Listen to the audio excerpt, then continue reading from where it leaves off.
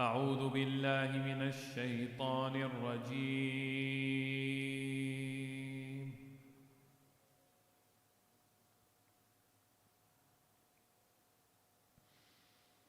بسم الله الرحمن الرحيم.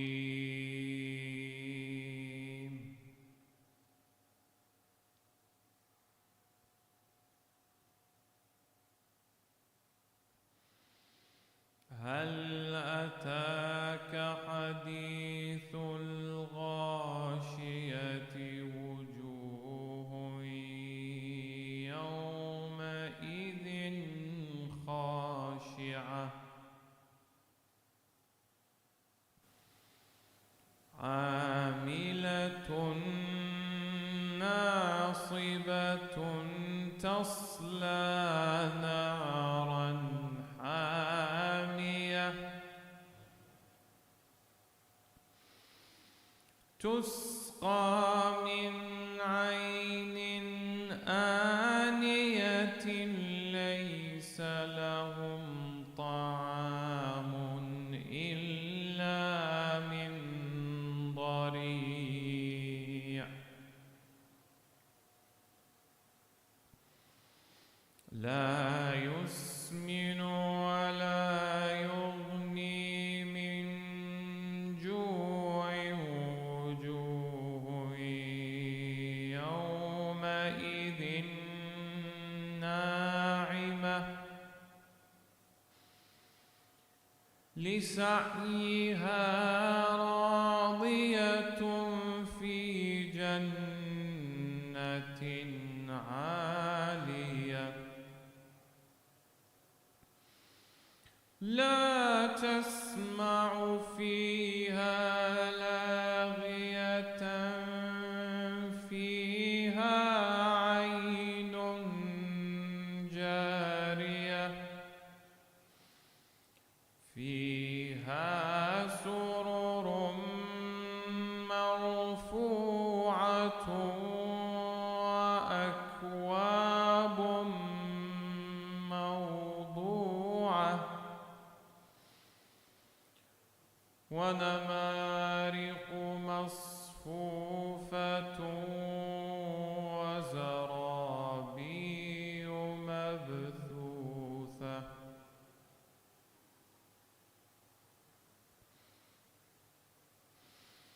أفلا ينظرون إلى الإبل كيف خلقت وإلى السماء كيف رفعت وإلى الجبال كيف نصبت وإلى الأرض كيف سطحت فذكر إنما أنت مذكر لست عليهم بمسيطر إلا من تولى وكفر فيعذبه الله العذاب الأكبر إن إلينا إيابهم ثم إن علينا حسابهم ثم إن علينا حسابهم ثم إن علينا حسابهم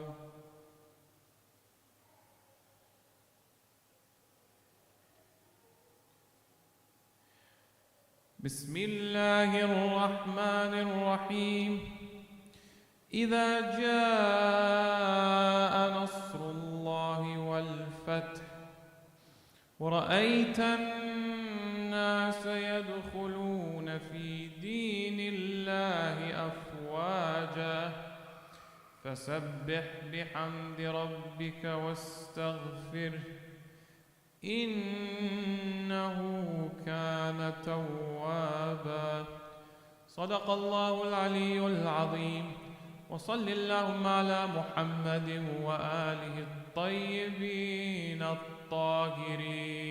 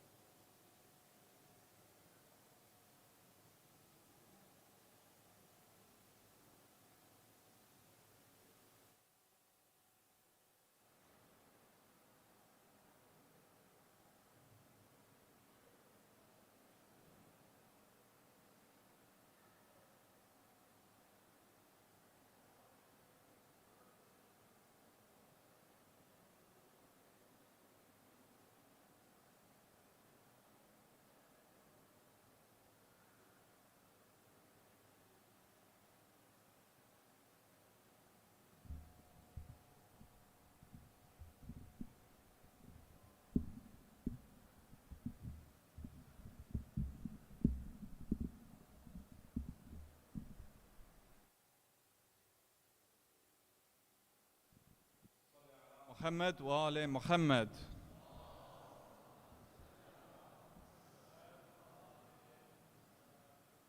Before we get tonight's proceedings underway, if I could ask the brothers just to shift forward, please. If you could all stand up and shift forward. Salli ala Muhammad wa ali Muhammad.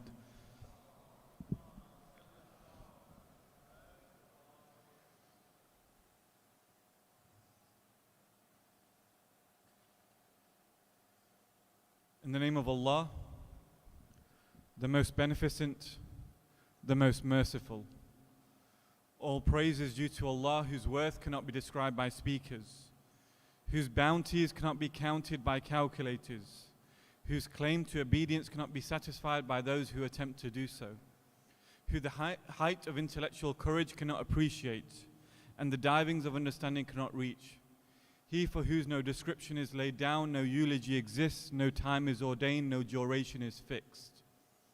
He brought forth creation through his omnipotence, dispersed winds through his compassion, and made firm the shaken earth with rocks.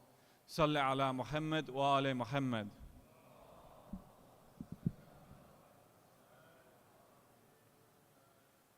Dear brothers and sisters, elders, Assalamu alaikum wa rahmatullahi wa barakatuhu. I warmly welcome you to our second night installment for our Fatemiyah series of 2022 with Dr. Syeda Ammar Nakshawani. We're very honored to have him with us, and we're very grateful for your presence this evening.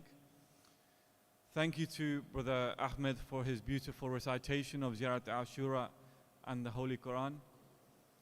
Before I get tonight's proceedings underway, just a couple of quick announcements. Inshallah, tomorrow night, following the Majalis program, there will be a question and answer session with Dr. Syeda Ammar. So we request you tomorrow to stay after the Majalis, and inshallah there will be approximately a 30-minute question and answer session. It won't be recorded and it won't be streamed, so it will be a closed session. So I do encourage you all to stay. And thank you for your donations and your support of the Majalis. If I could encourage you to continue supporting the Majalis with your financial contributions, it goes a long way in terms of facilitating the Majalis. And if you'd like to dedicate a sponsorship or a night to your marhumeen, then please do speak to one of the volunteers outside, inshallah. Salawat.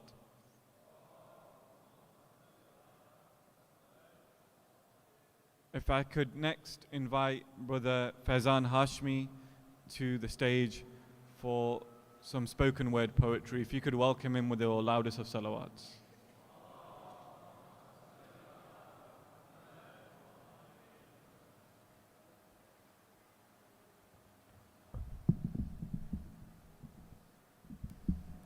Salawat ala Muhammad wa ali Muhammad.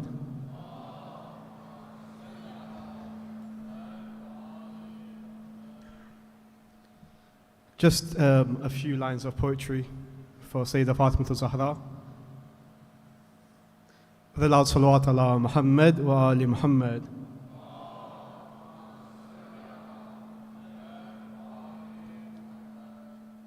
My life knows and is nothing but Muhammad.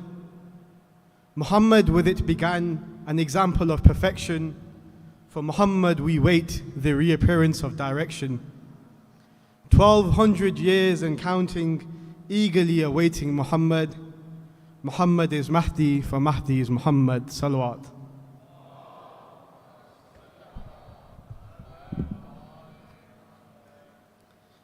The light emanates, shining, illuminating, sparkling the face of this lady. If only they knew the pearl of the Almighty, then maybe they would not be so foolhardy. This Syeda named as Zahra, for she shines brighter than forever, fragrancing lands with her purity. What do you know about infallibility? She is the depiction of perfection, fathered by the Prophet, married to the lion. Sanctity does not begin to appreciate the true worth of this lady. The mother of mothers, gifting the masters of paradise so that we can cherish till the end of time. If only we really knew and we opened our eyes and realized our mother, for there is no mother like this mother. A generation was born from this mother, depicting stories this world was yet to witness, line after line standing in allegiance. So much was the love for this mother. We think we know the value of this love, yet in our minds we cannot fathom, for the Prophet himself is pleased when Fatima is pleased. For the Prophet himself is pleased when Fatima is pleased. In that very essence, it is a love which you cannot even imagine. A light so gracious it glistens like the moon, continuously orbiting like a motherly figure. A light so gracious it glistens like the moon, continuously orbiting like a motherly figure, nurturing, supporting, irreplaceable. What happens when this light is married with the light? An empowering ray of sun, thus it becomes the force which life in itself. If only we were strong and worthy enough of seeing it, then maybe we would realize who is this father and this mother. This rose is not just a rose, but a garden full of roses, like her husband, a flower that gives its fragrance to even the hand that crushes it. Maybe they had not heard of this beauty, for it is pure in its majestic glory. They denied such an episode, for they realized the grave danger of this story.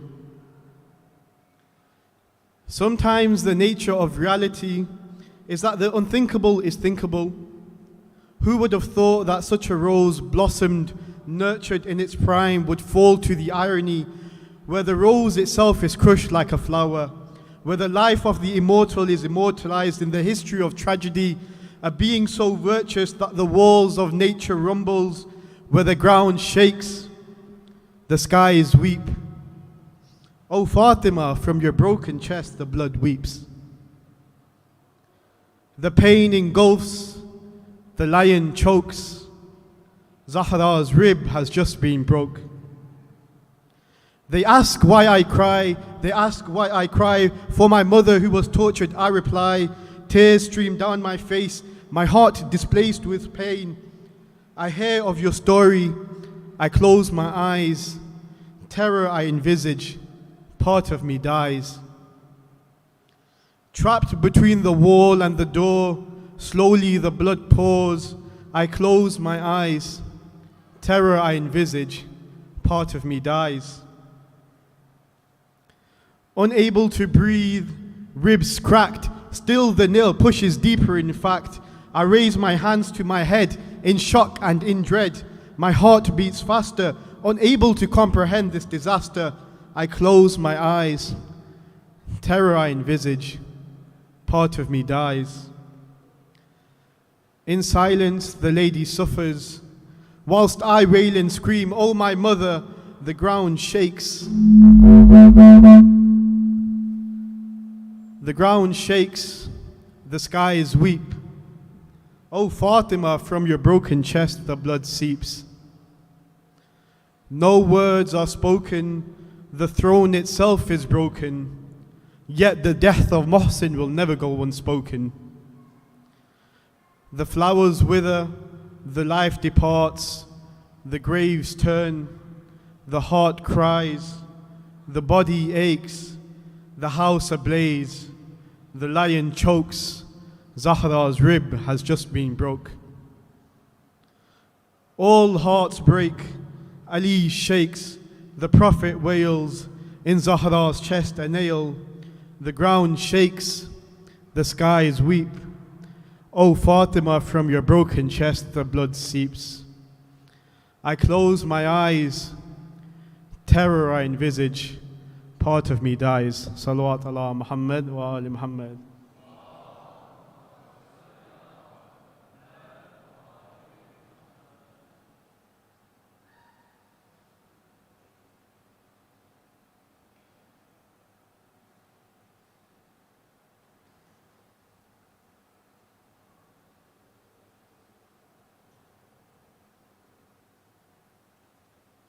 Salli ala Muhammad wa ali Muhammad.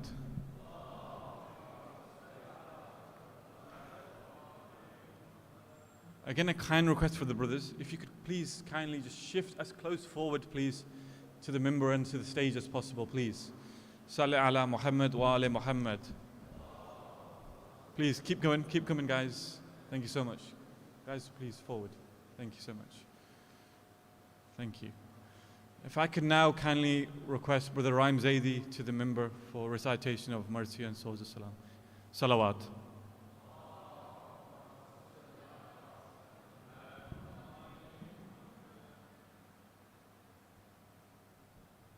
Can I have a loud salawat, please?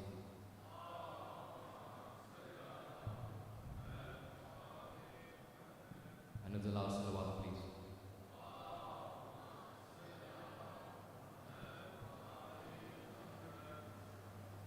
Sare kabr Zahra Ali ro rahe hain, andhere andhere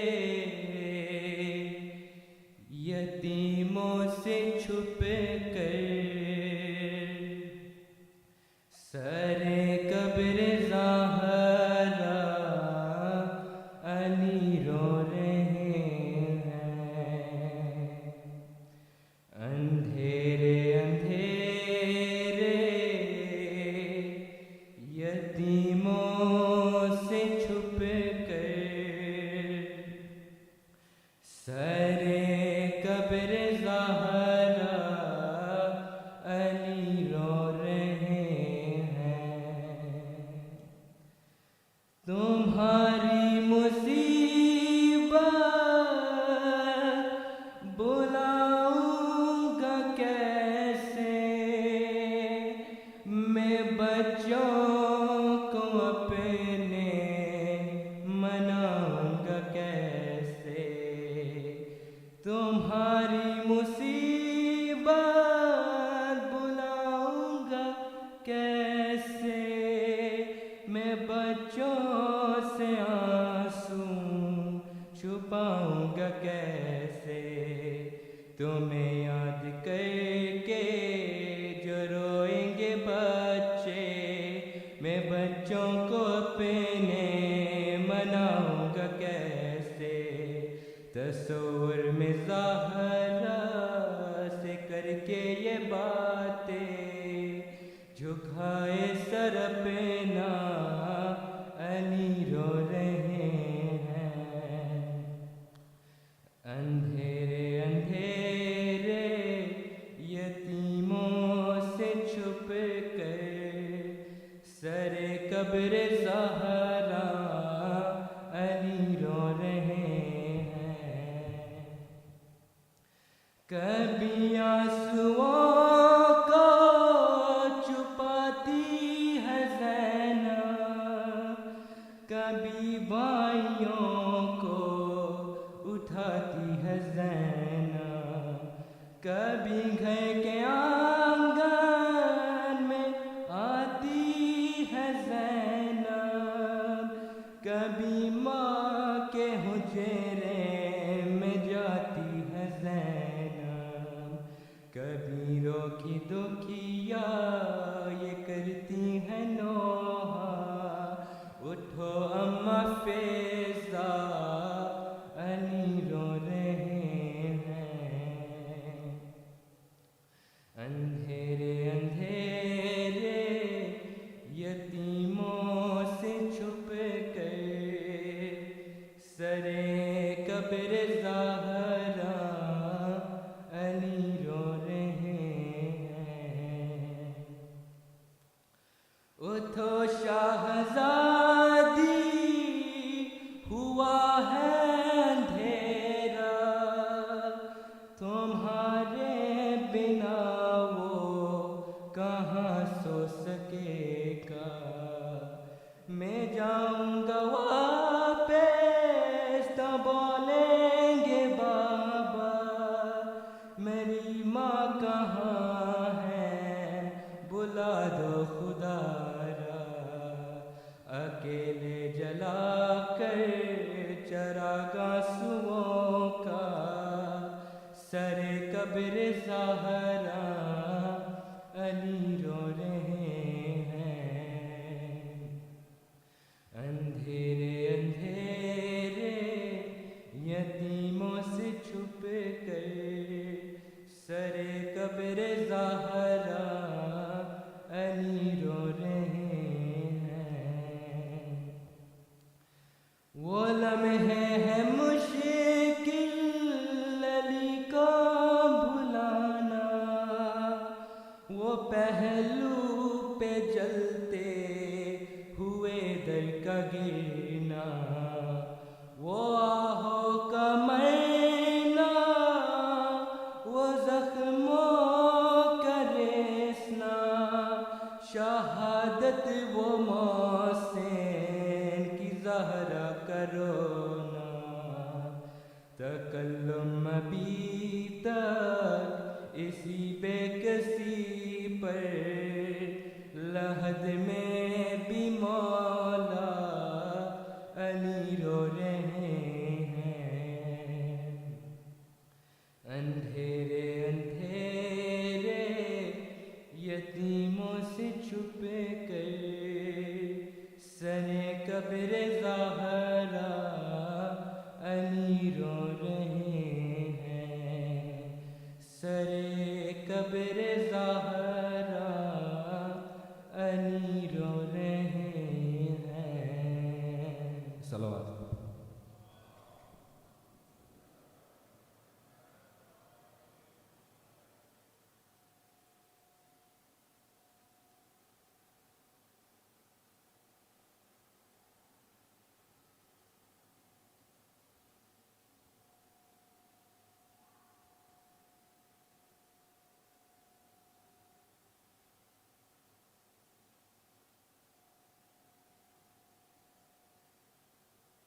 One.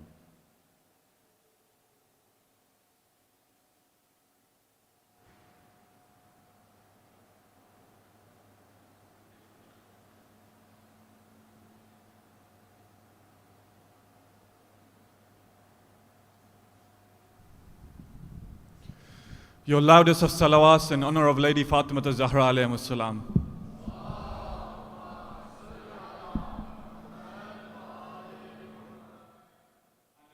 Salawat again in honor of Lady.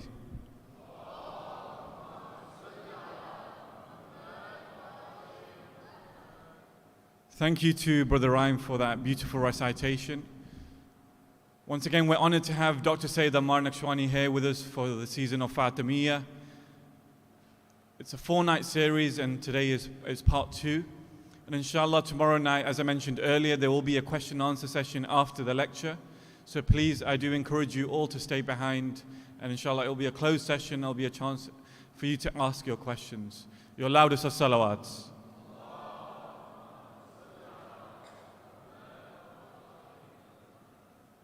There is also a 10th day stall outside that are selling merchandise. So it's a good opportunity for you to purchase and also contribute to the Imam Hussein Awareness Campaign. So I do encourage you, if you haven't already, to please do visit and purchase any merchandise for yourself, for your family, for your children, inshallah. Salawat.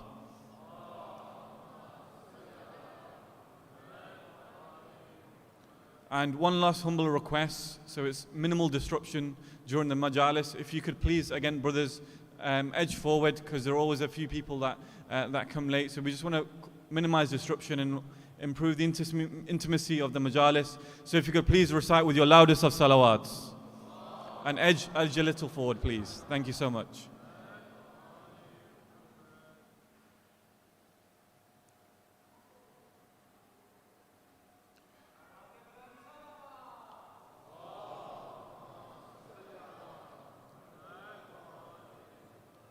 And again, one last request again, please. Once Syeda is on the minbar and the Majalis is underway, if you could ensure there's no disruption in the hall. If you have any small children, we kindly request that you use the creche facilities which are outside, just across the main corridor, and especially the walkways, both to my left and to the right. If we could ensure that all the brothers and sisters aren't standing there and there's no distractions, especially during the Majalis. Salawat.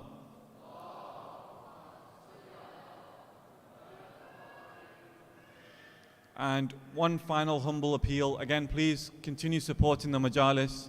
There is a Just Giving page which I'm sure the link is going around. There are QR codes in the corridor, and there are also donation buckets. If you'd like to speak to a volunteer, please do take that opportunity after the lecture to speak to one of the volunteers about how to donate. And please do continue to support the Majalis. Salawat.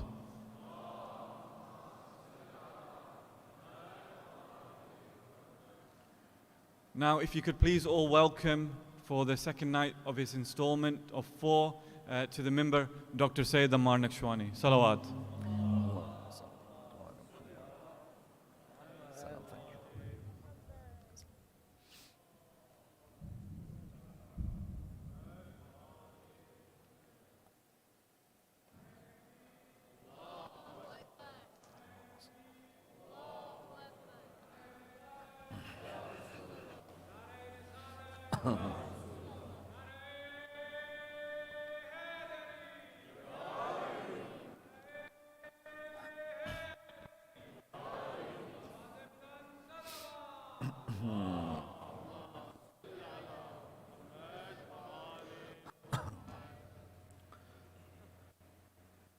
رحم الله من قرأ سورة الفاتحة. بسم الله الرحمن الرحيم. الحمد لله.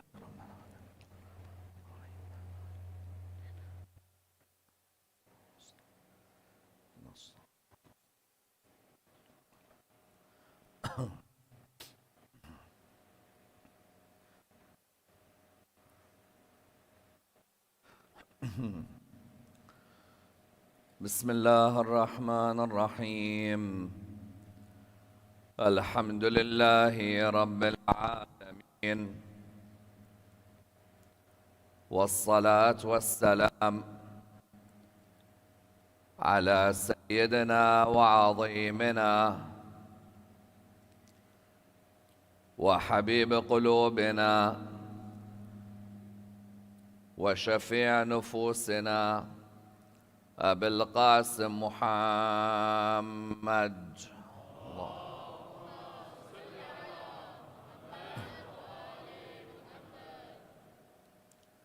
وعلى أهل بيته الطيبين الطاهرين وأصحابه الميامين. الحمد لله الذي جعلنا من المتمسكين بولاية سيدي ومولاي علي بن أبي طالب.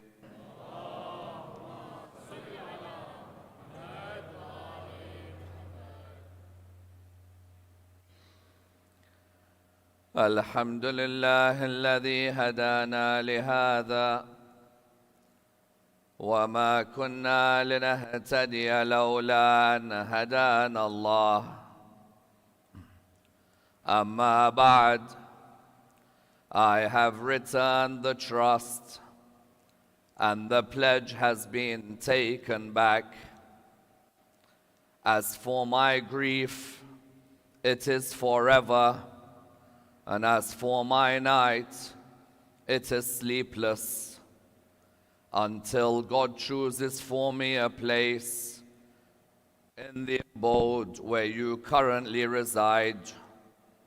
Your daughter will inform you about the conspiracy of this ummah and the way that they repressed her.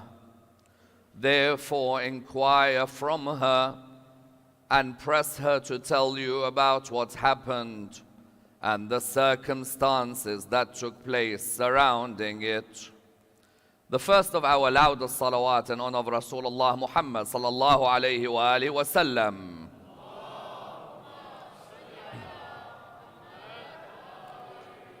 A second even louder salawat in honor of Imam Amir al-Mu'mineen alayhi salam.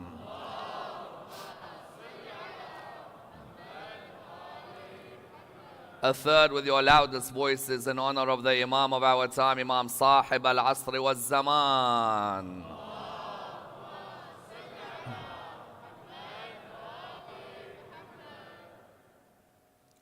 Respected scholars, brothers and sisters, Assalamu alaikum wa rahmatullah wa barakatuh.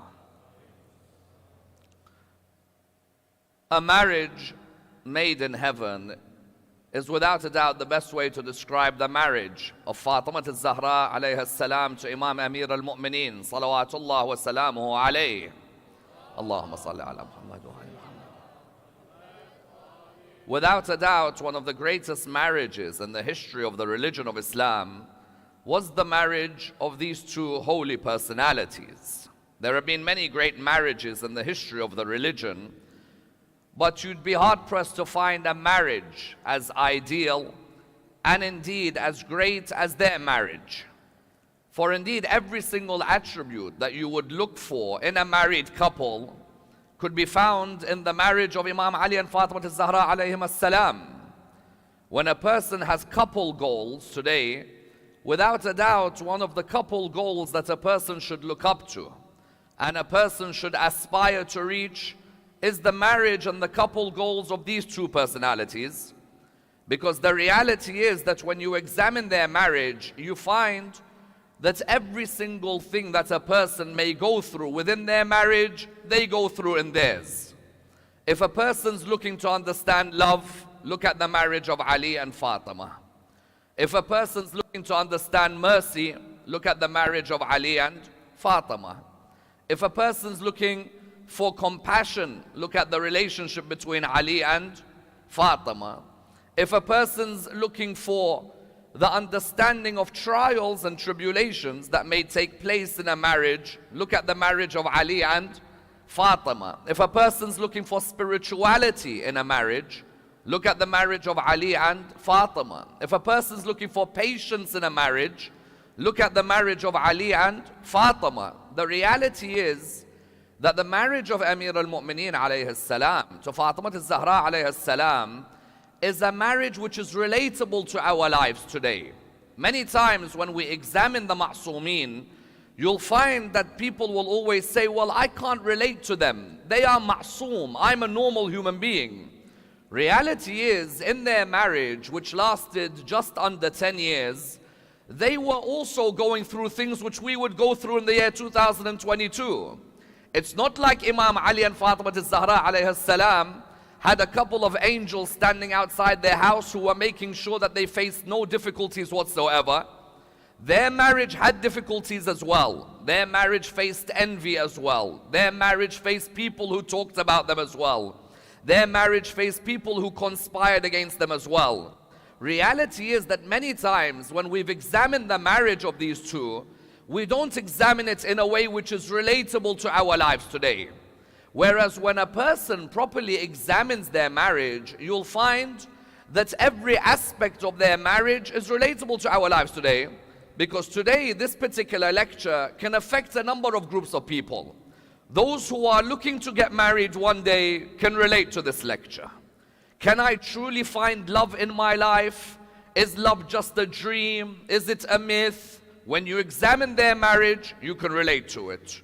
Those who are already married, maybe there are certain times where you feel that there's no way your marriage can ever develop. Your marriage, you always feel, has reached a standstill. Again, if you understand their marriage, then it may relate to your life as well. Then there are those who, for example, want to be the best husbands and the best wives. We know very well marriage can all of a sudden turn toxic. All of a sudden, from being happily married, one issue can turn the marriage toxic. How can I look at their difficulties or their trials and their tribulations when I'm facing such things in my life? Should it be automatically a case that I move from marriage to divorce? Or is there a possibility that even those greater than me face difficulties in their marital lives as well? Because if you ask anyone, did Imam Ali and Fatima Zahra alayhim as-salam, did they face any difficulties in their marital life? People will turn around to you and say, no chance, they had the best marriage. Best marriage doesn't mean that you don't go through difficulties. Sometimes the best marriages are the ones where a person has gone through difficulties but come out stronger in those difficulties. Therefore, on the one hand, we find this. On the other hand, there are a number of other concepts that emerge in their marriage. Number one, that these are, for example, cousins. Should cousins get married to each other or not? Number two, for example, the issue of dowry. What was their dowry in their time? And should we still be using the Mahar of Fatima for our dowries? Was the Mahar of Fatima a great amount at that time? And how does that relate to today's time? That's another issue. A third issue, when we come to their marriage, for example, is understanding the freedom of the female to accept who has proposed for her. Who is it that makes the decision? Is it the father of the girl or the girl who makes the decision? If a proposal does come in, does the father have to tell his daughter, or does the father reject because the father doesn't want the person? That's another issue that emerges. Further than that, how do I achieve spirituality in a marriage?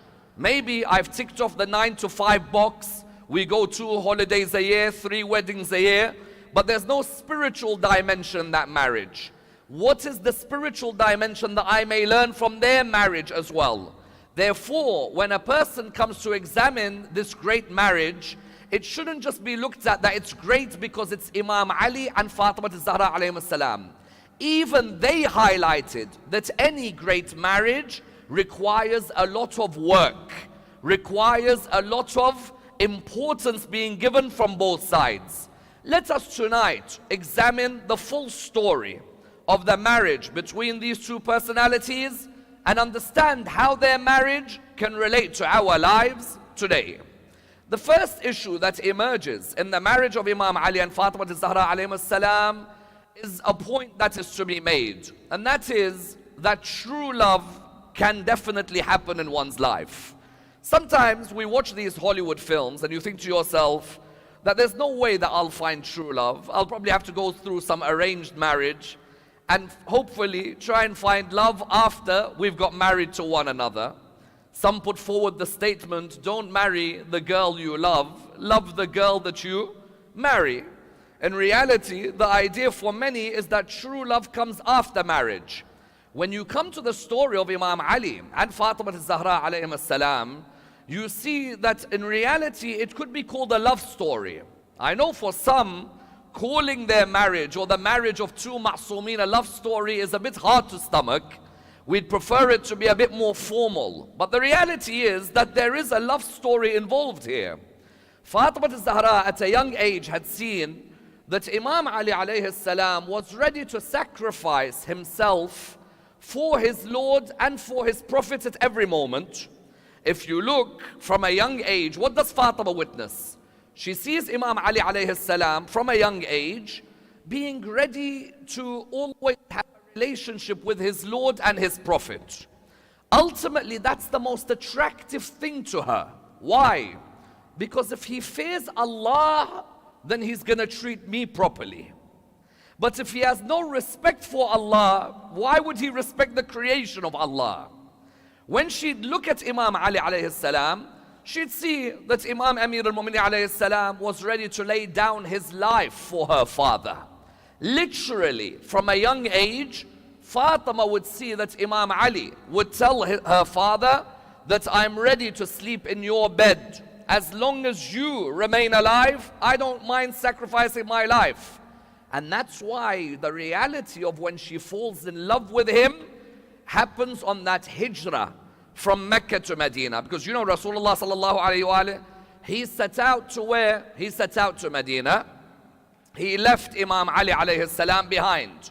When he left Imam Ali behind, he gave Imam Ali alayhi salam a couple of responsibilities. The first responsibility that he gave Imam Ali alayhi salam was to return the trusts of those of the Quraysh who had left it with the Prophet. These Quraysh were unbelievable. We don't believe you're a prophet. We actually hate you. We don't mind seeing you dead, but you mind looking after our gold because you're a trustworthy person. Baba, if he's trustworthy, then why not accept his word? If you see a man who's that trustworthy, you call him Sadiq, you call him Amin, you call him trustworthy, and you call him truthful. Accept his word as a prophet. No. But we'll deposit some of our gold with you. We'll deposit some of our belongings with you.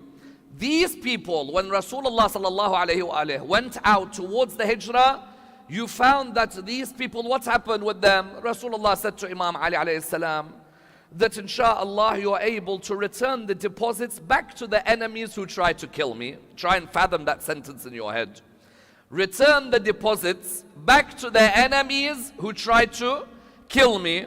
Imam Ali alayhi salam, therefore, what did he do? Imam went, he returned the deposits back towards the people.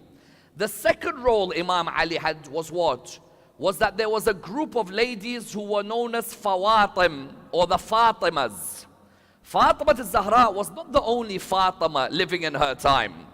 Another of the famous Fawatim who was living in her time was who? Was Fatima bint Asad, the mother of Imam Ali alayhi salam. And then you had Fatima who was related to Hamza. Rasulullah sallallahu alayhi wa said to Imam Ali, I want you to make sure that the Fawatim, the ladies called Fatima, are brought from Mecca to Medina safely. Fatima al-Zahra at the time, how old was she? Fatima al-Zahra at the time was around 8 years of age. Imam Amir al-Mu'minin alayhi salam, how old was he? Imam was in his early 20s. Imam came to his mother, Fatima bint Asad, and it always helps if your future wife is close to your mother. It bodes well for the future, no doubt. Fatima al-Zahra loved Fatima bint Asad, Imam Ali's mom, because ultimately Abu Talib and Fatima bint Asad were really those who raised Fatima alongside her mother Khadija. So you found that Imam Ali came to his mother Fatima bint Asad. He said to her mom, I'm going to carry you from Mecca to Medina safely. Bring with you Fatima al-Zahra, daughter of Rasulullah sallallahu alayhi wa alayhi. Remember, at that time they're not married. And also Fatima, who's related to my uncle Hamza, the son of Abd al-Muttalib. And I need to take you towards Medina. When Imam Ali went from Mecca to Medina, it's not like today I can book a flight, for example, or I could get on a fast train and go from Mecca to Medina. Imam Amir al-Mu'minin alayhi salam had to go through a very dangerous path. Utbah bin Rabi'a, Abu Sufyan, Abu Jahl, Abu Lahab, all of them had sent people to catch Ali ibn Abi Talib and to kill him. Because if you're able to catch Ali, execute Ali, and you're able to take Muhammad's daughter, then Muhammad has a ransom which is in your hands. You can blackmail him. Either you give up your message or we execute your daughter. Imam Amir al-Mu'minin alayhi salam took these ladies. He went from Mecca, he left, and he went towards Medina. On the way, a number of people came to try and kill the Amir. But who can mess with the Amir? At the end of the day, the Amir is a personality that only a coward kills him in his sujood. He has to come in his sujood while the Amir is prostrating and kill him. Mawla made sure that he managed to kill anyone who came in his way. And who was witnessing this? Fatima al-Zahra alayhi salam. Imagine at your young age, you see this man of prowess, this man of unbelievable build, but this man of unbelievable respect as well. That he doesn't look at the female as a commodity. Rather, he knows that nations will be built by these ladies that I carry. So he came, he took the ladies, and he reached Medina. And Rasulullah sallallahu alayhi wa alayhi would not enter Medina until Imam Ali alayhi salam reached Medina. Without mentioning names, because we don't want to get in trouble on YouTube. Without mentioning names, there was a person in Medina next to the Prophet. He said, why aren't we entering? The people are waiting for us. Why don't we go in? One of the Imams of Ahlul Bayt makes it clear that when the Prophet said to him, I will not enter until Ali enters, the Imam says that that is when hasad entered the heart of that person. Hasad, when it entered the heart of that person, in terms of his envy to Imam Ali alayhi salam, was that moment that me and you have also had to make it to Medina. Why is it that you have to do everything only when Ali comes? Aren't I with you? So you found that hasad had affected. But Fatima al-Zahra alayhi salam, that's where she fell in love with Imam Ali alayhi salam. There's nothing wrong with someone saying, I fell in love with someone or I'm looking for true love. It's perfectly fine. If you end up with an arranged marriage, your mother or your family member or your community finds you somebody, you can get to know them, there's no harm. If, however, you meet somebody or you see somebody from far and you want to get to know them, there's no harm as well. Fatima al-Zahra alayhi salam, what's the proof that she fell in love with Imam Ali alayhi salam? Is that every single time a proposal came, Fatima al-Zahra alayhi salam's reaction would not be a reaction of pleasure.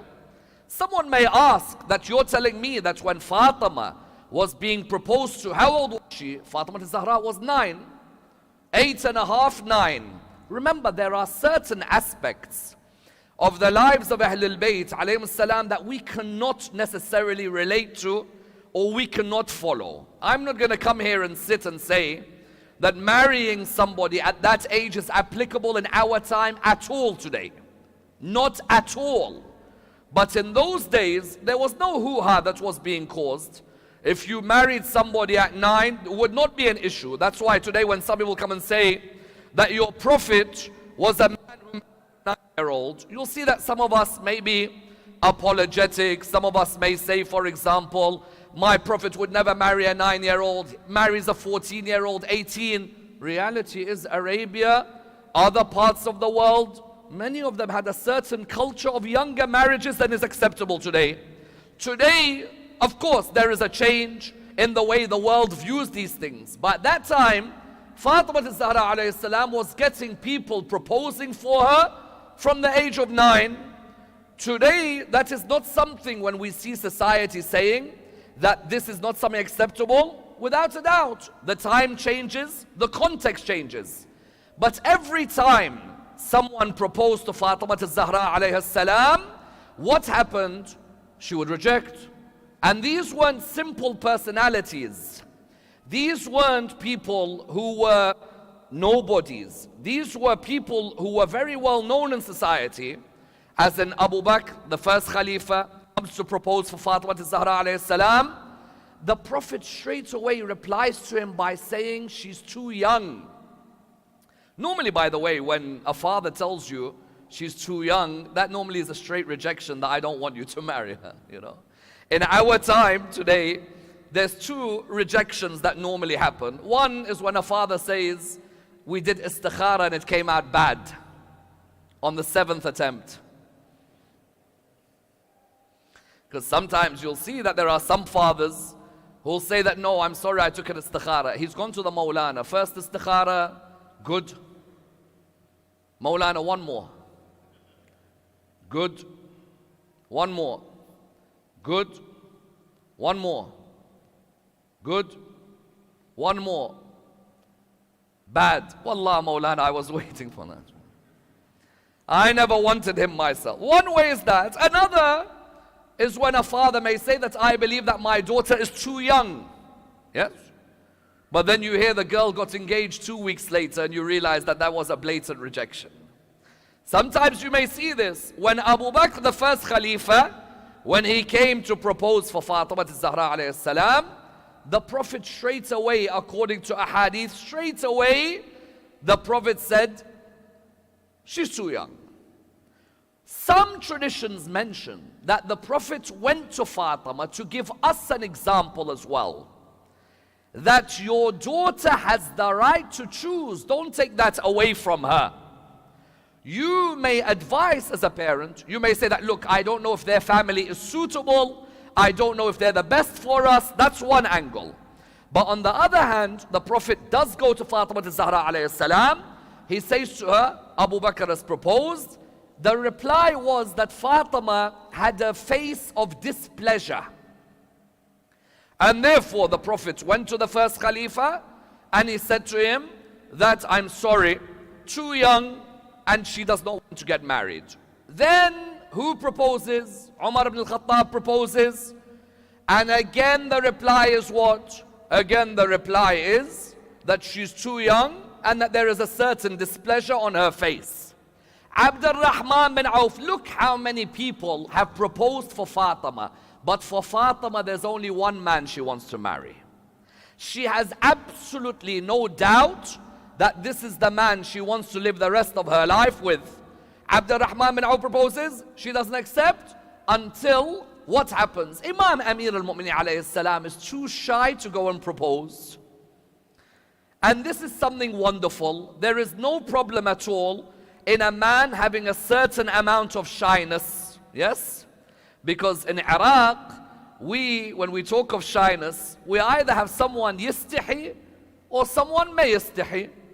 We either have someone who is shy like me, or you have somebody who has no shyness whatsoever. You may have somebody who's like, when I propose, everyone should accept me. I am God's gift on earth. How could anyone reject me? Then you have those who are like, Wallah, whatever is the qisma masters, they are the best. Whatever is the qisma, Allah subhanahu wa ta'ala, may He choose for me somebody who is good for my life. Imam Amir al-Mu'mineen had that shyness where he did not want to go to the Prophet and necessarily say something, even though people were telling him. And notice Imam Ali alayhi salam, when he marries Fatima al-Zahra alayhi salam, he's in his early 20s. It's an example for us that the younger you get married, the more structure and discipline you have in your life. There's no harm if a person says that I still have not put myself at a level of discipline and structure. But at the end of the day, there is no harm as well a person marrying in their 20s. You grow together, you build together. Imam Ali could have easily turned around and said that, you know what, I'm not rich enough yet. Why should I propose for someone like Fatima al-Zahra when I don't have much?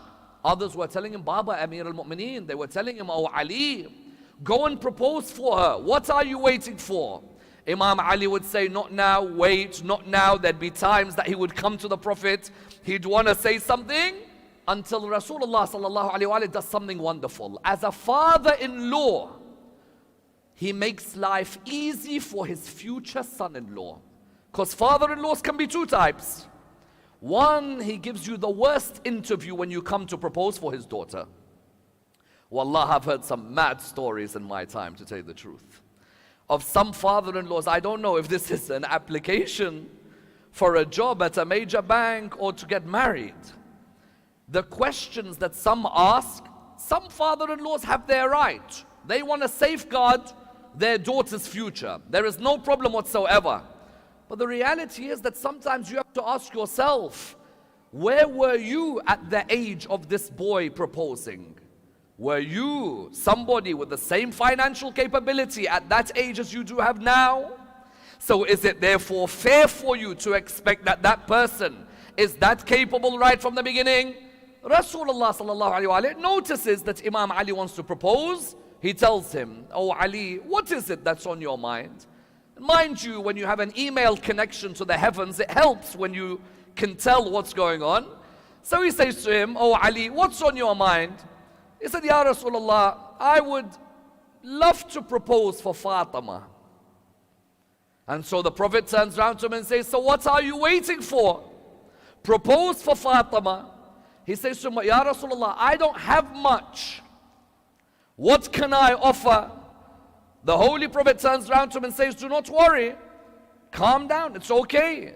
When Imam Ali therefore says, "Okay, I give my proposal," Rasulullah sallallahu alayhi wa alayhi goes to Fatima al-Zahra alayhi salam. He comes to Fatima al-Zahra, he sits with her.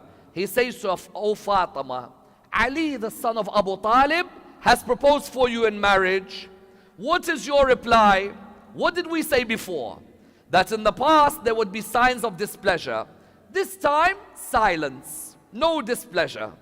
At that moment, the Holy Prophet said, her silence means her acceptance. And he said to her at that moment, "Oh Fatima, I am marrying you off." No, rather God is the one who has engaged Fatima to Ali. Understand this. Why the others were being rejected? Because Allah was the one who was deciding who she should marry. Rasulullah sallallahu alaihi wasallam said, God has engaged Fatima to Ali. What did I say in my majlis last night? Fatima al-Zahra alayha salam, her affairs are in the heavens, not on the earth. Other ladies in Medina, their affairs are on the earth. Fatima al-Zahra alayhi salam, her light is a light that shines before Adam was created.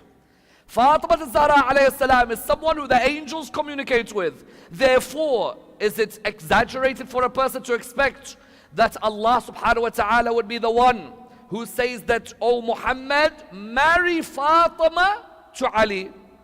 Then Rasulullah sallallahu alaihi wasallam says to Fatima al-Zahra, he said, "I am marrying you off to the best person in this world and the hereafter.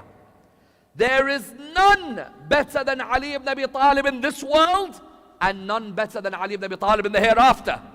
He is the most righteous individual you will ever see in your life." From that moment, engagement. How long was their engagement? 10 months. An engagement in Islam can be done in two ways. One way is mut'ah, temporary marriage. As soon as I said that, there's a mad silence that happened in the hall. It's okay.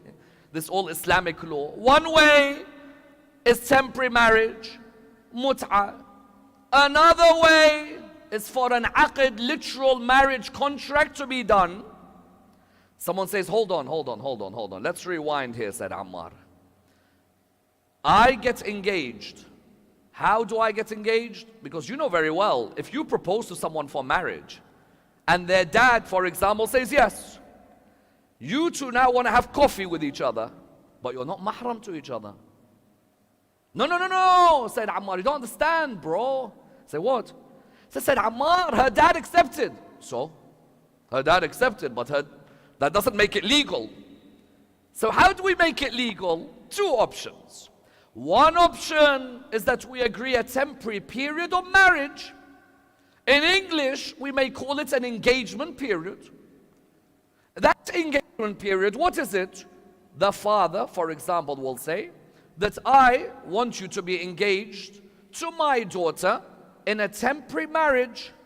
That temporary marriage may be 2 months. That temporary marriage may be 6 months. But that means that you and my daughter are halal to each other. But I can set conditions as to how halal to each other.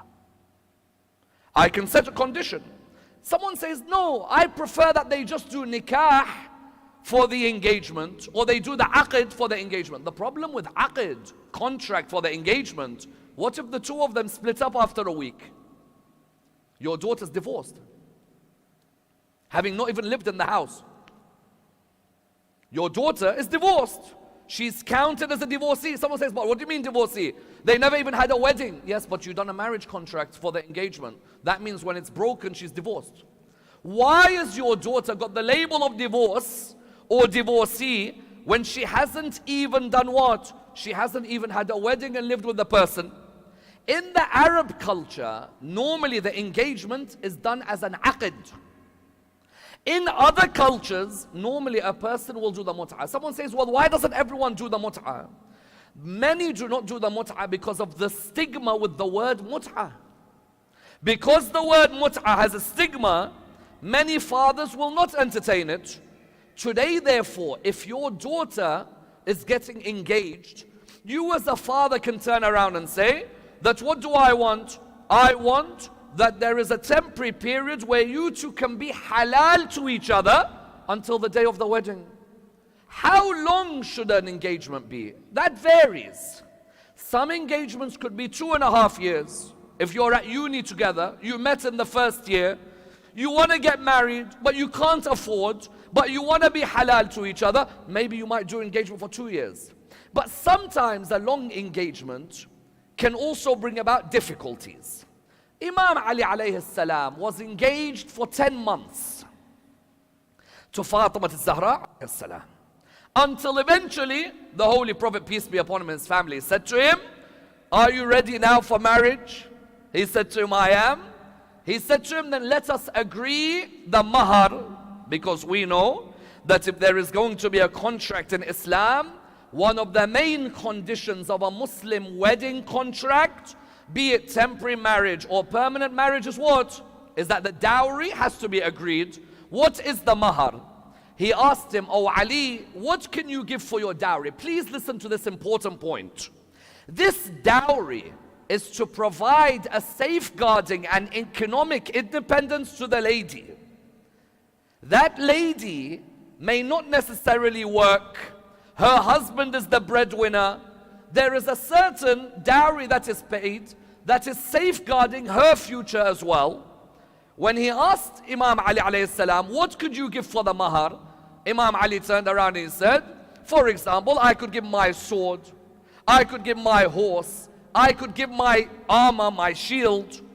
Look at Imam Ali alayhi salam. The gifts that he was giving for mahar were not cheap. They weren't cheap. The mahar of Fatima today in our marriage contracts is a very basic sum. People say, I want mahar of Fatima al-Zahra. But that's not the equivalent of what Imam Ali done. In other words, in reality, if you're just doing mahar of Fatima al-Zahra in exact similarity, what's that going to help the female in economic independence? Tomorrow a divorce happens. We know very well in Islam there is no alimony. Talaq happens. You may give alimony for the iddah period.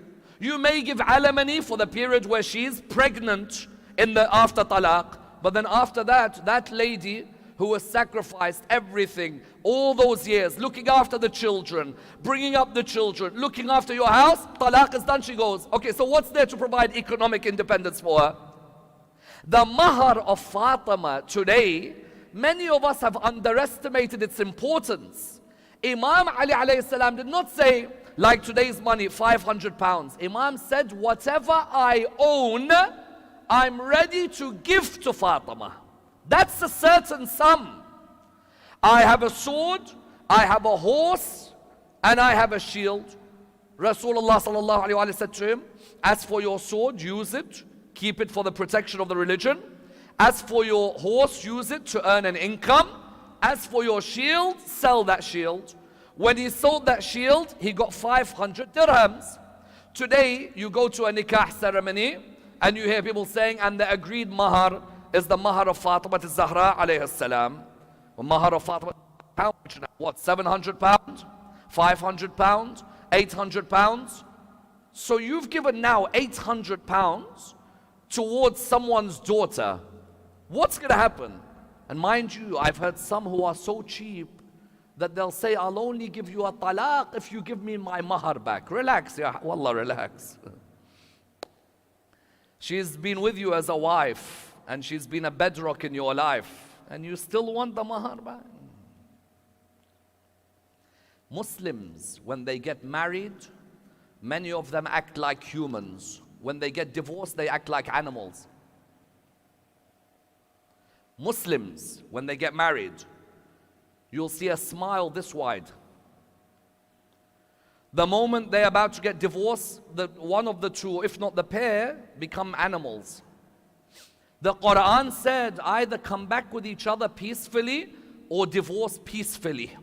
We've left the Quran. Now all we see, give me my mahar. That's the only way I'll give you talaq. Baba, mahar wasn't for you to blackmail someone. Mahar was for you to provide some sort of security. Whereas for us, we've taken the mahar as what? Here, take this sum. Okay, one day she gets divorced. What's going to look after this girl? Who's going to look after this girl? The girl just goes out to work all of a sudden? Imam Ali alayhi salam, therefore, with Fatima Zahra alayhi salam, what was he ready to do? Whatever I have, Ya Rasulullah, I'm ready to give. I'm not just going to say, can I just give 500 dirham? No. My shield, if you want, sell it. My sword, I'm ready to sell. My horse, I'm ready to sell. I'm ready to give everything, Ya Rasulullah.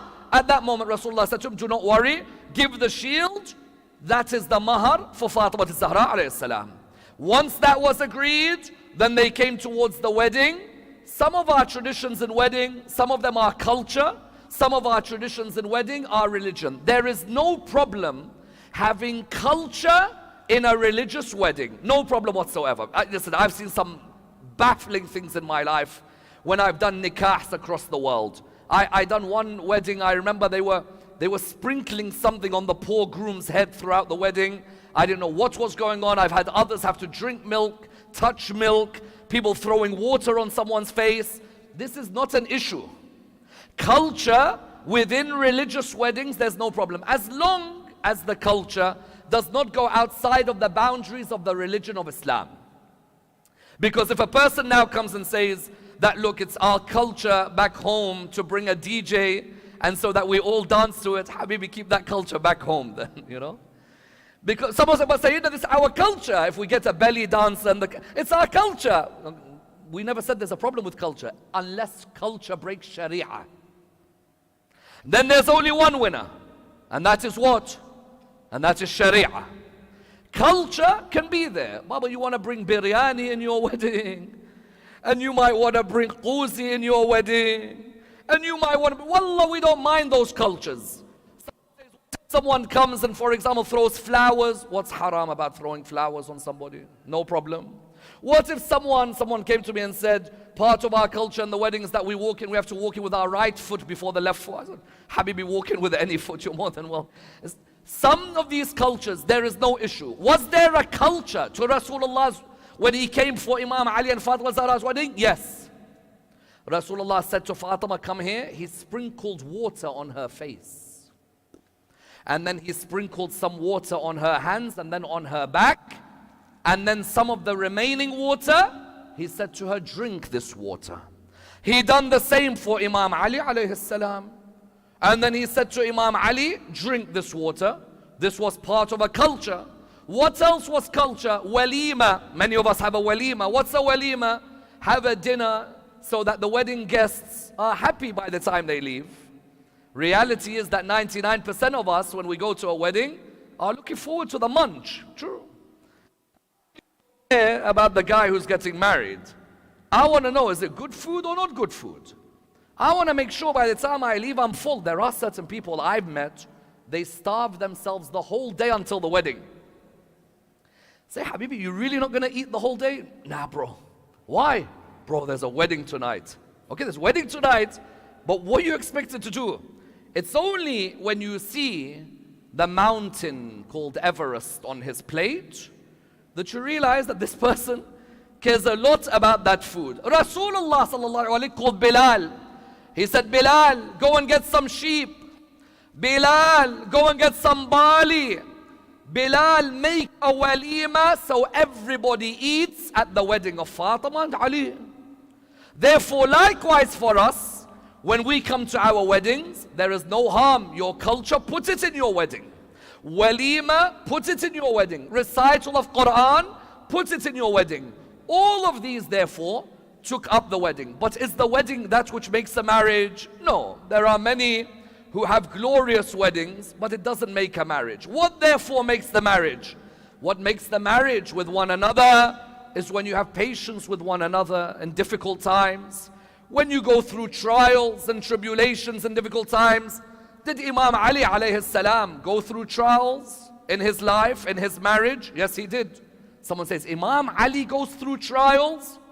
Imam Amir al-Mu'mineen, to earn income, he used to go water. He was a water carrier. He would go and carry heavy amounts of water. Fatima al-Zahra at the same time used to grind corn. Fatima would grind corn to help her husband and the family make ends meet. She could have easily turned around and said, do you know whose daughter I am? I am the daughter of the Prophet. What do you mean you're making me work? Because there are some who will say these things. That what do you mean you're telling me to do this? You're right. Ladies, Muslim ladies in a marriage are not obliged to clean. They are not obliged to cook. They are not obliged to do a lot of things which husbands think they are obliged to. No. These things where a husband says, why are you not cooking or cleaning? A Muslim lady can charge for cooking and cleaning. By the way, don't get any ideas on this. Otherwise, you'll make all these guys bankrupt. But when it comes to working, maybe the ends for them to meet, a mortgage has to be paid, a person finds an economic climate which is difficult. Imam Ali and Fatima al-Zahra found it hard to make ends meet. And Imam Ali found it hard to go and tell the Prophet that things were difficult. So what did Imam Ali used to do? He used to carry water. Fatima al-Zahra alayhi salam used to grind the corn. But they loved the combination of supporting each other. There's no harm. I see my husband sweating and he's coming home with a lawful earning, that's enough for me. Until one day, he looked at her hand, he saw there were blisters all over her hand. He said to her, what are these blisters? She said, the grinding of the corn is hurting me. He said to her that your father has certain captives who have come from some battles. He said to her, then go towards your father. Ask him that one of these captives from war, why don't we get them to be one of the servants in our house? She would go towards her father. She'd sit next to him. She'd think about asking. She wouldn't ask. She'd come the next day. She wouldn't ask. Third time, she wouldn't ask. Imam Ali alayhi salam said, what's wrong? She said, you know what? I find it difficult to ask my father, knowing the pressures that my father is going under at the moment in Medina. At that moment, Imam Ali alayhi salam, when he told the Holy Prophet, peace be upon his family, that we're facing difficulties in our marriage life. My dear brothers and sisters, it's fine. Economically, not every marriage has to be keeping up with the Joneses. 1 year, you may not go the same holidays that you want to go. The honeymoon that your friend has put on Facebook or Insta, wallah, sometimes the grass is green on the other side. I know it all looks rosy, and they look like they're having the best Maldives honeymoon that anyone could ever have. Sometimes they could afford it, you may not. Don't compare your marriage to theirs. There are times where you need at that moment to support one another. So even Imam Ali alayhi salam went to Rasulullah, and Rasulullah sallallahu alayhi wa sallam turned around. What did he say? He could have easily said, okay, you know what, you're my daughter, you're my son-in-law, I'm going to favor you. You know what he turned around and said? Ashab al-Suffa. Suffa was a ledge, an area where the poor would sleep in Medina. He said, they are more in need than you and Fatima. So I cannot give you two when there are some who need much more. At that moment, Imam Ali and Fatima al-Zahra turned around. They said, we are pleased with whatever you are pleased with. And that's where he came to Fatima al-Zahra alayhi salam. He said to her, oh Fatima, I will give you something better than a servant. And she said, what is it? He said that Jibreel taught me a tasbih. And this tasbih will be more helpful to you and your house than any new servant. What is it? 33 times Subhanallah. 33 times Alhamdulillah. 34 times Allahu Akbar. What do we call it today? The tasbih of who? Fatima al-Zahra alayhi salam. After salah. Imam al-Sadiq alayhi salam says that if a person recites the tasbih of my grandmother Fatima al-Zahra alayhi salam, as soon as they finish salah, the fire of hell will never touch that person. Why the fire of hell? Isn't that a bit too much of a reward? Because most of us, when we finish salah, we want to jump up and watch the game. True? As soon as I finish salah, I want to go jump. I want to go and do something. It's very difficult to spend an extra couple of minutes when it comes to salah. And I'll discuss this when I come to discussing Fatima al-Zahra's viewpoint on the power of salah in the forthcoming lectures. So you found, therefore, look at the difficulty economically. Imam Ali and Fatima al-Zahra, economic difficulties, emotional difficulties. Is it easy to know that your husband's gone for war?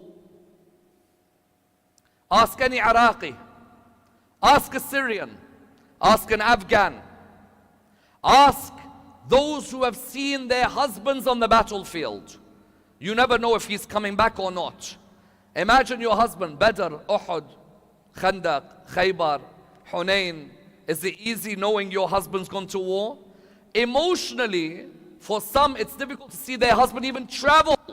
Fatima's husband didn't just travel. Fatima's husband went to the middle of arrows in a battlefield. He only had to face pretty normal guys, you know, Mahar, Amr al-Amari, not the bravest guys in the world. Fatima al-Zahra didn't turn around and say, why are you going to these battles? She actually said to him, I'll accompany you and support you in the battles. She came to the battle of Uhud, which by the way was her honeymoon. When someone wants to look for the nicest resort, no problem. Always remember that the lady you're honoring tonight, her honeymoon resort was Uhud. The battle of Uhud, Ali ibn Abi Talib had injuries all over his body. Everywhere on his body, Imam Ali had injuries. She would come to each injury and look after it. Because she knew that she wanted to be a pillar for Ali, a source of strength for him.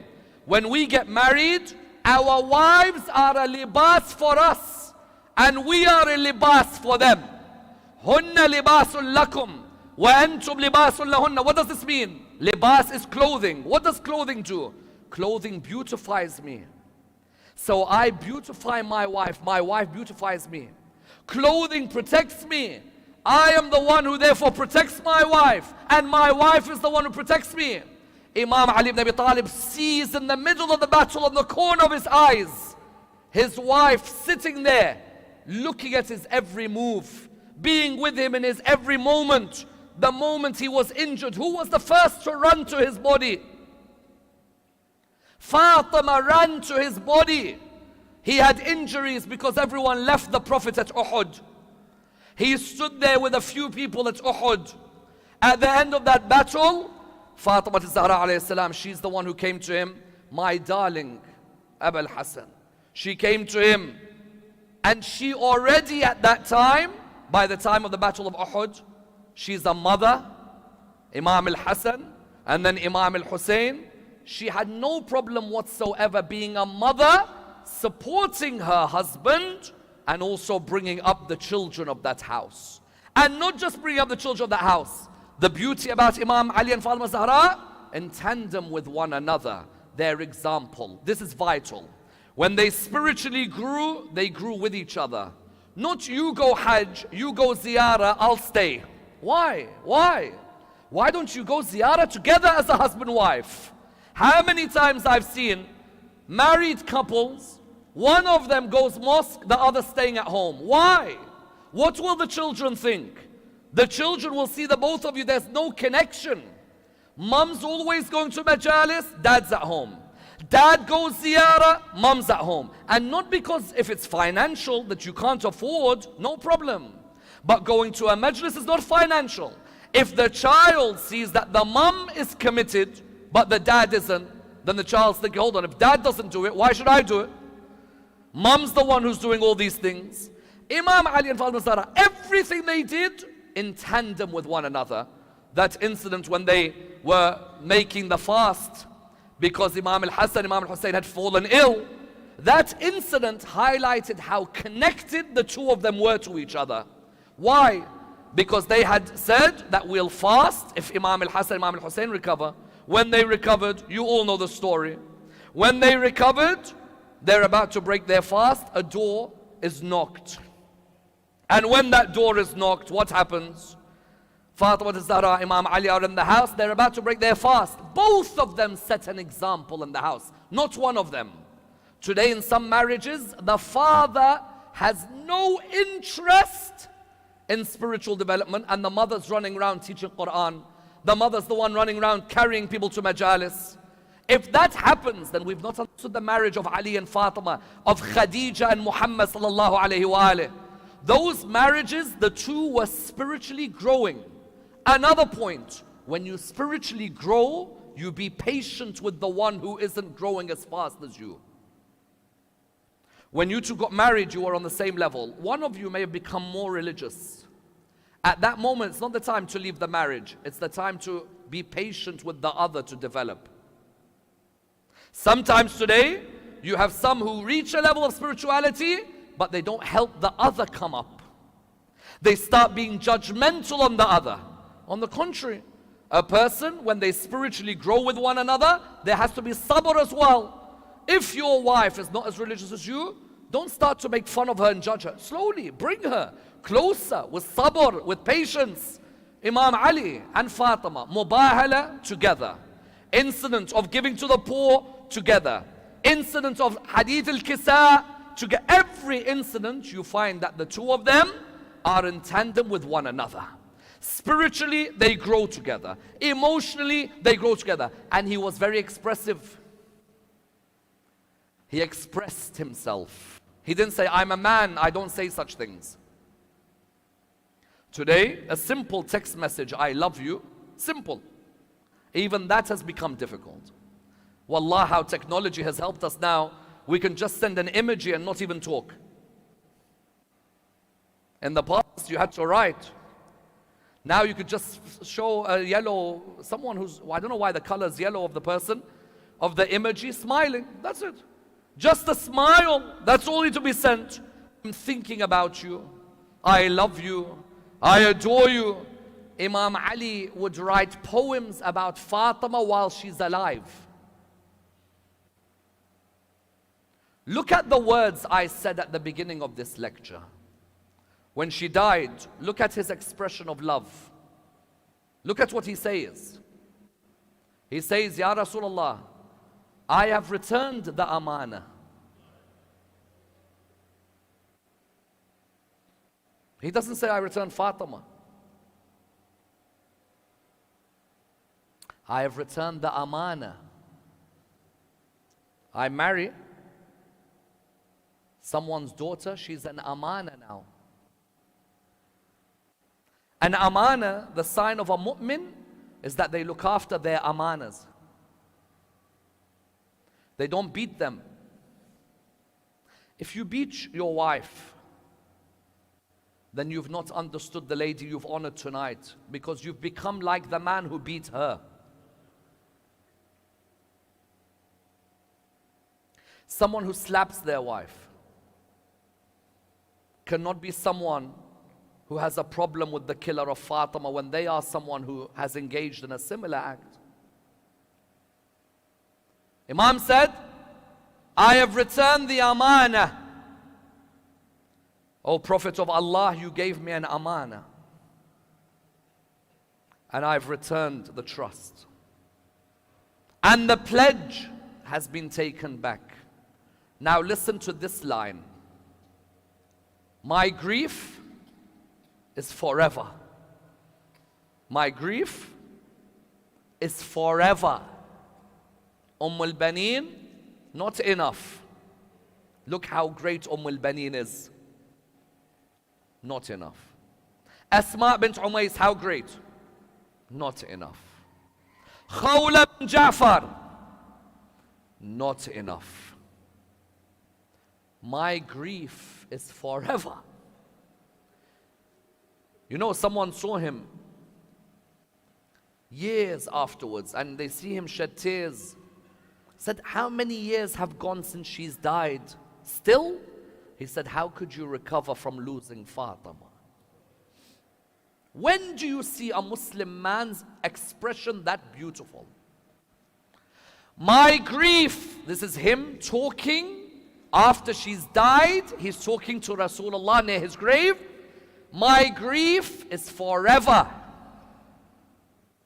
and my night is sleepless. I can't sleep. How can I sleep? And I saw her between a wall and the door. Nobody was as affected by this incident like the Amir, because Rasul had said to him, you have to remain patient. This is my wasiyah now. I want you to remain patient with what you're about to see. He said, my grief is forever, and my night is sleepless, until Allah chooses for me in the abode a place where you are residing. Then he says, he is the first to recite the musibah of Fatima. Who was the first to recite the masa'ib of Bibi Fatima? Imam Ali.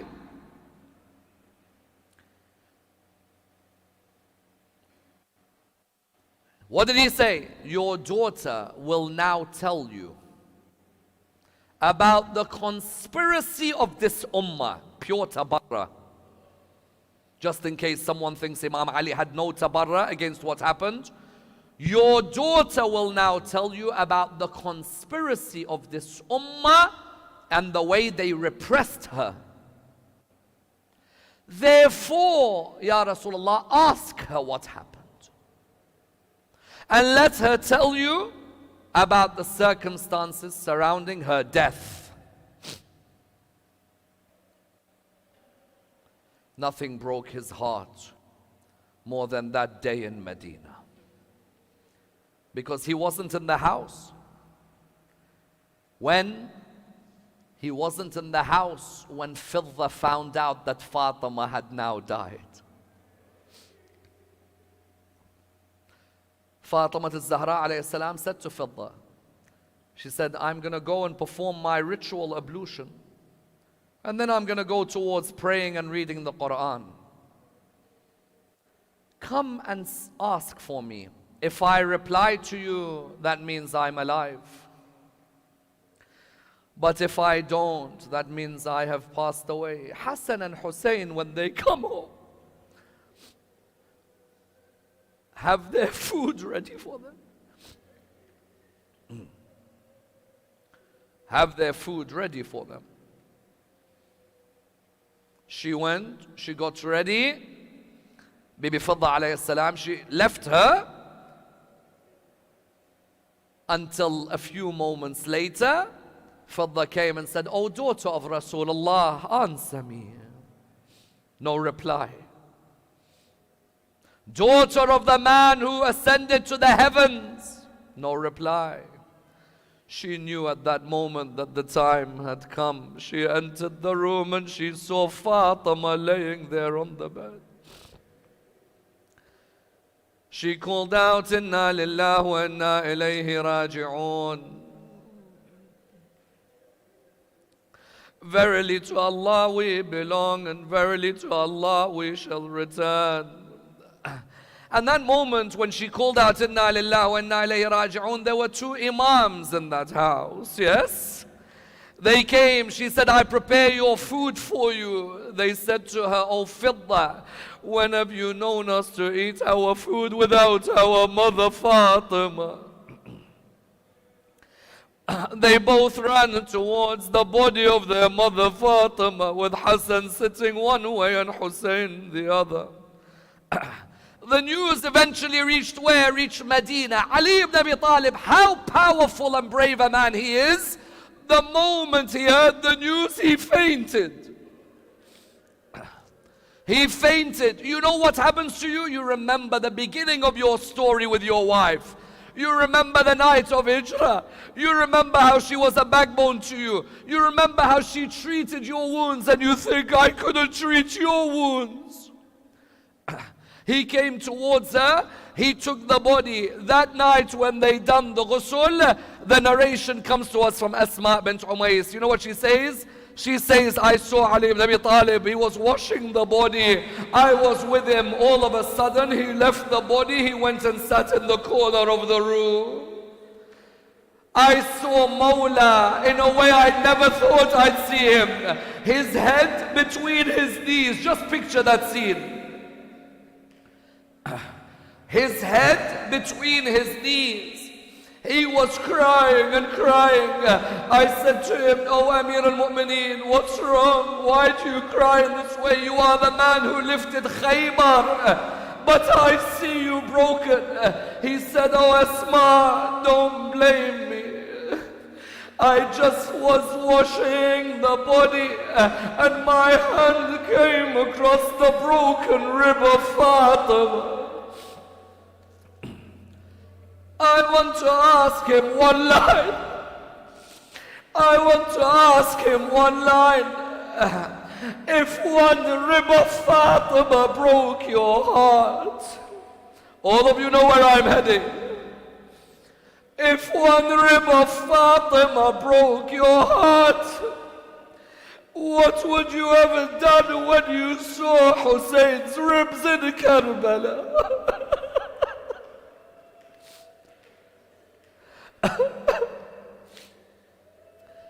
If one rib broke your heart, then what did those horses do to the ribs of your son on the plains of Karbala? What would have happened to your heart had you seen your son lay there on the ground? We lost one rib in Medina, but how many ribs went in Karbala? When he came near the grave of his wife, he called out, I have returned the trust and the pledge has come back. My grief is forever and my night is sleepless until Allah chooses for me in the abode a place where you reside. When he began to recite those lines, he slept near her grave. He loved her so much. He never wanted to leave her grave. That night in his dream, he saw her talk to him. What did she say to him? Ya Amir al-Mu'mineen, return to the house. There are orphans alone in that house. When he returned back to the house, he saw Hassan and Hussein sleeping. But where was Zainab? He looked around the house, he saw Zainab on the prayer mat. She looked at him and said, Father, tonight. That Zainab, that night, she felt lonely. She broke the heart of Amir al-Mu'mineen. He started to cry when he saw her alone near the prayer mat. If that made you cry, then how about Zainab on Shaba Ghariba? Come to Karbala and see Zainab looking one side and the other, asking where is Hussein and where is Abbas? Where are those men who were here to protect me? She heard a voice, oh Zainab, it's your father in front of you. Inna lillahi wa inna ilayhi raji'un. We pray to Allah subhanahu wa ta'ala, Ya Allah, raise us with Muhammad and Al Muhammad. Ya Allah, allow us to follow the example of the marriage of Imam Ali ibn Abi Talib to Fatima al-Zahra, alayhim as-salam. We pray to Allah subhanahu wa ta'ala for the following marhumeen: Hatim Ali Shamalak, Mahfouza Hatim Ali, Sayyid Iftikhar Ahmed, Nawazish Fatima, Sayyid Muhammad Hassan Ja'fari. Ya Allah, raise them with Muhammad and Al Muhammad. There are those who are feeling unwell, others who are facing difficulties in their personal life, in their public life. We pray to Allah subhanahu wa ta'ala, all of us together raise our hands with the ayah of the Quran. Bismillah ar-Rahman ar-Rahim. أَمَّا يُجِيبُ الْمُضْطَرَّ إِذَا دَعَاهُ Louder, please. أمن يجيب المضطر إذا دعا. ما شاء الله. أمن يجيب المضطر إذا دعا. أمن يجيب المضطر إذا دعا. أمن يجيب المضطر إذا دعا ويكشف السوء. Ya Allah, allow our eyes one day to see the grave of Fatima al-Zahra alayhi salam. We pray to Allah subhanahu wa ta'ala to hasten the reappearance of our Imam Sahib al-Asr wal-Zaman. We pray to Allah to raise us with the Imams of Ahl al-Bayt and to recite a Surah al-Fatiha, but before it the loudest of your salawat. Allahumma salli ala. Bismillah ar-Rahman.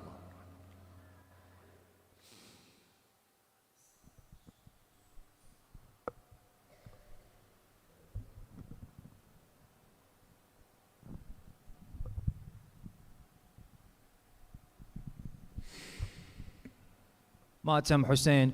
فاطمة طاهرة فاطمة طاهرة فاطمة طاهرة فاطمة طاهرة فاطمة طاهرة فاطمة طاهرة فاطمة فاطمة طاهرة فاطمة طاهرة فاطمة طاهرة فاطمة طاهرة فاطمة طاهرة فاطمة طاهرة فاطمة طاهرة فاطمة طاهرة فاطمة. Your voices. فاطمة طاهرة فاطمة طاهرة فاطمة طاهرة فاطمة طاهرة. I'll just stay here. طاهرة طاهرة فاطمة طاهرة فاطمة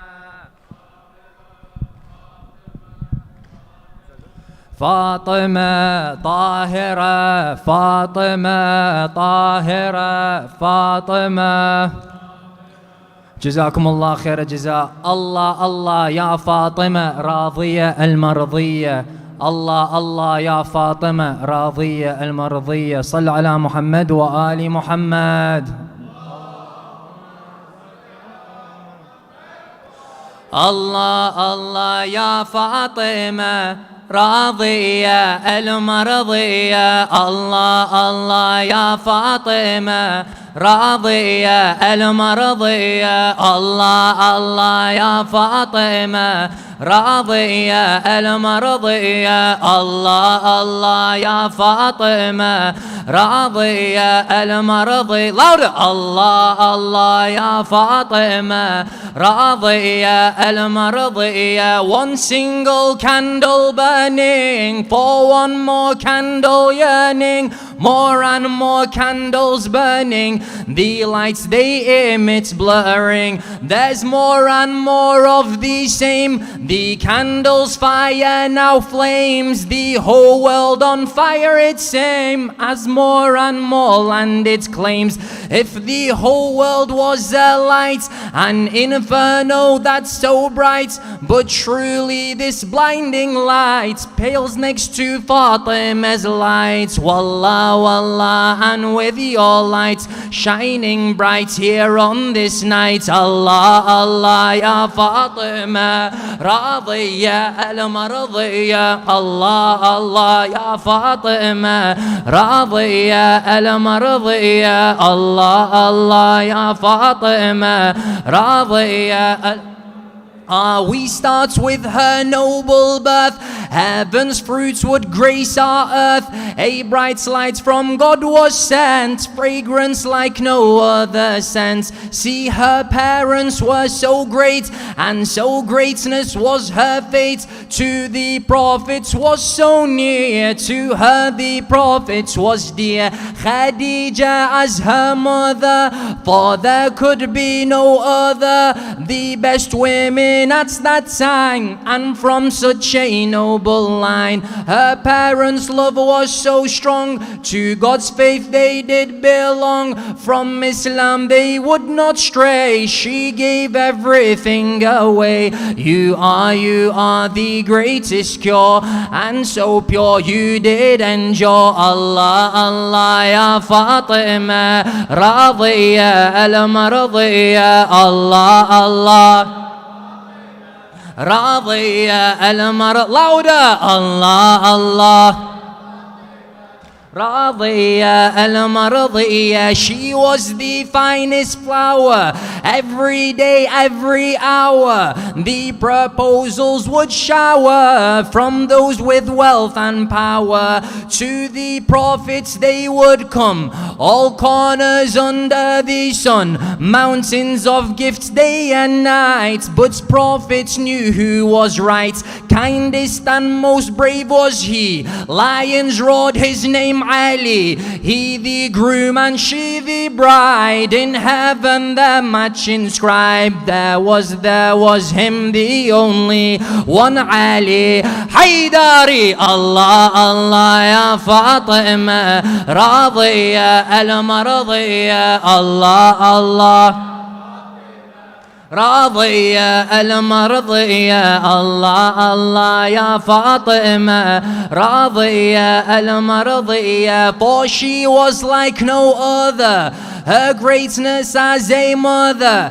Just look at who she would bring, all the greatest of offsprings. Look at what she left behind, all our leaders throughout time. Every guide for every age, from Fatima they were raised. How could there have been Islam where it's not for our imams? Remember from where it came, today we recall her name. She was such a great pride, brought the guides for all mankind. Allah, Allah, ya Fatima, Radiya al-Mardiya. Allah, Allah,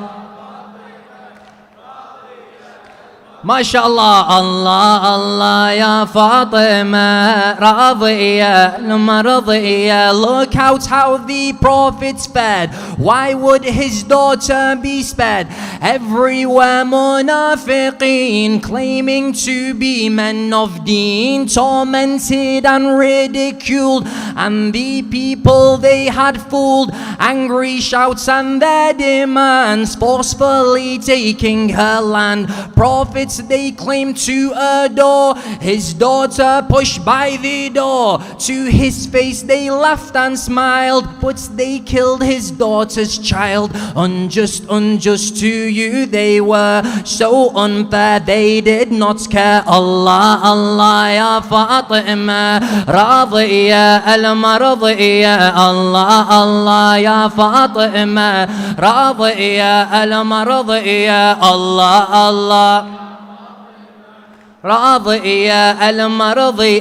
How can there still be denies of hearing Fatima's cries? How can they believe the lies instead of using their eyes? Others would treat her with class, her picture drawn in stained glass. Paintings would fill every hall, her name on the lips of all. She's not an annotation, footnote her delegation. To us she's inspiration, truly our salvation. And still they try and try to deny in all your cries. Allah, Allah, ya Fatima, Radiya al-Mardiya. Allah, Allah, ya Fatima, Radiya al-Mardiya. جزاكم الله خير الجزاء. ظالم لا ما معذور, ظالم لا ما معذور. The oppressor is not excused both in that time and in this time.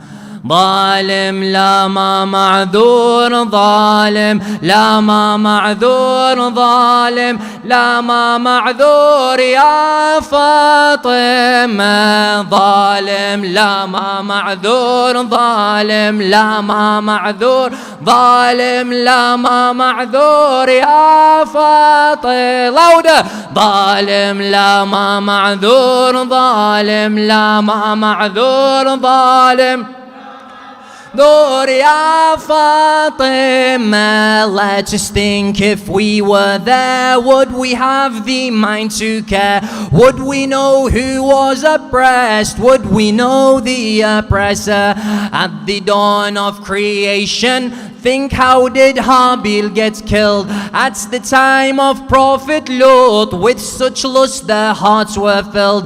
And when Jacob's tears they fell for Yusuf down in the well, Pharaoh and his heresy, Moses who split the Red Sea, to Mary what they said, Muhammad his deathbed, Fatima where she bled, Ya Fatima.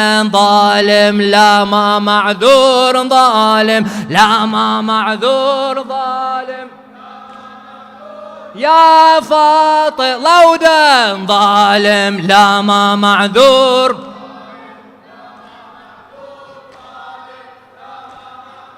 Ya Fatima. Certain things are black and white, certain things are wrong and right. We can't get confused about what to protect and to fight. Just before the Prophet died, why was the paper denied? Ask yourself its impression. They stopped his expression, arguing for succession. Is this not such oppression? The Prophet, he said no more. He had glimpses of the door. My daughter, what they did, Fatima's broken rib, Muhsin who didn't live, Ya Fatima. ظالم لا ما معذور ظالم لا ما معذور ظالم لا ما معذور يا فاطمة ظالم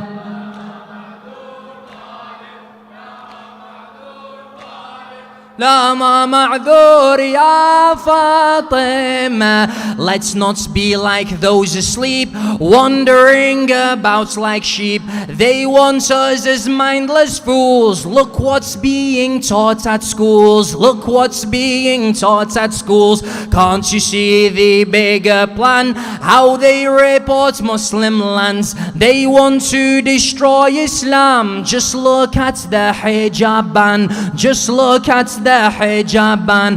Just keep scrolling with your thumbs. Be absent fathers and mums. Will we ever look around instead of just looking down? All we do is consume, pause videos then resume. This will be our doom. Ya Fatima ظالم لا ما معذور ظالم يا فاطمة ظالم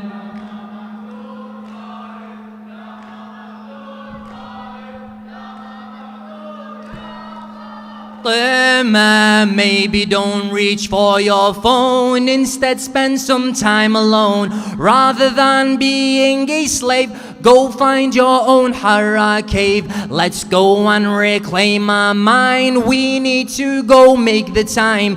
Our Imam for us, he waits. Do not let it be too late. And now we must pick a side, with the truth or with the lies, with Hussein or with Yazid, as there is no in between. We will vow Fatima, by your name we do swear, no to the oppressor. Ya Fatima ظالم لا ما معذور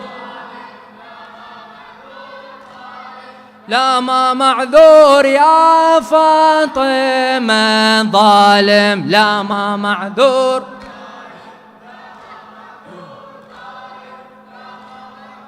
يا فاطمة لبيك يا فاطمة يا فاطمة لبيك يا فاطمة يا فاطمة ليش مالك على الأرض شاخص قنبر ليش مالك على الأرض شاخص قنبر يبي نتحدي الطغاة وكل عصر يعلي علم الغيب عنده هالأمر قبور شفنا إيش كثر مهدومة لبيك يا فاطمة يا لبيك